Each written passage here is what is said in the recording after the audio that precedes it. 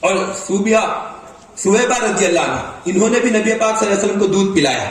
یہ سویبہ کون ہے؟ یہ وہ ہے جو رسول پاک صلی اللہ علیہ وسلم کے چچا ابو لہب، اس کے پاس کام کرنے والی خاتون ہے. تو وہ آئی اور آ کر کہنے لگی کہ مبارک ہو، تمہارے یہاں پر بھتیجا پیدا ہوا. تو خوشخبری اس چیز کی دے رہی تھی کہ عبداللہ کے گھر بیٹا ہوا ہے. تو آ کر بھائی کو خوشخبری سنائی.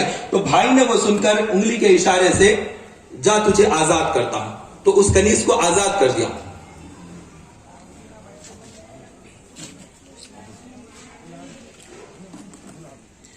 تو بھائی نے بھتیجے کی خوشی میں اس کنیز کو جس نے آ کر بچہ پیدا ہوا ہے سنا کو ایک جگہ رکھا. کہتے ہیں کہ وہ حضرت آدم علیہ السلام کو سری لنکا کے حصے میں آگ کو وہاں پر رکھا. وہ ہند کی طرف آئے اور حضرت حوا رضی اللہ عنہ جو عرب شریف میں تھے، جو جدہ کا علاقہ کہلاتا ہے، شہر جدہ یعنی دادی کو کہتے ہیں، تو وہاں پر حضرت حوا رضی اللہ عنہ وہاں پر، اور ان کا مزار بھی وہیں پر ہے.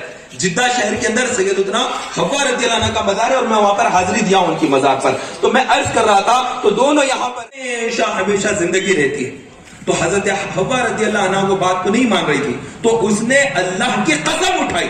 تو سب سے پہلے جھوٹی قسم جس نے کھائی وہ ملعون ہے، وہ شیطان ہے. اس نے سب سے پہلے قسم کھائی. تو حضرت حوا رضی اللہ عنہ اس کے قسم کھانے پر یقین فرمائی، اس لیے کہ اللہ کی کوئی جھوٹی قسم کیسے کھا سکتا ہے. وہ تصور بھی نہیں تھا کہ جھوٹی قسم بھی کوئی کھا سکتا. وہ ملعون تھا، وہ لعین تھا، وہ شیطان تھا.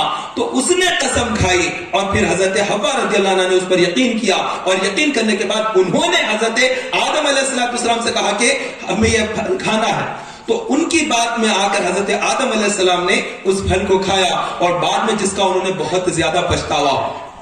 اور پھر انہوں نے فرمایا تھا کہ اے کاش میں فرشتوں سے مشورہ کر لیتا. تو اگر میں مشورہ کر لیتا تو فرشتے مجھے کہہ دیتے کہ ہرگز نہ کھانا.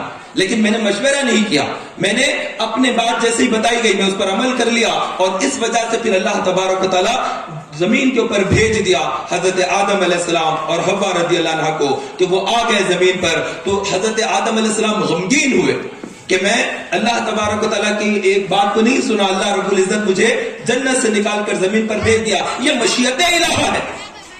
آپ یہ نہ سمجھے کہ آدم علیہ السلام سے گناہ سرزد ہوا ہے، بلکہ اللہ نے چاہا تو اللہ رب العزت لغزش کراتا ہے. تو انبیاء علیہ السلام گناہوں سے پاک ہوتے ہیں. تو اللہ نے چاہا تھا کہ زمین کو آباد کرنا ہے انسانوں سے، تو آدم علیہ السلام کو اللہ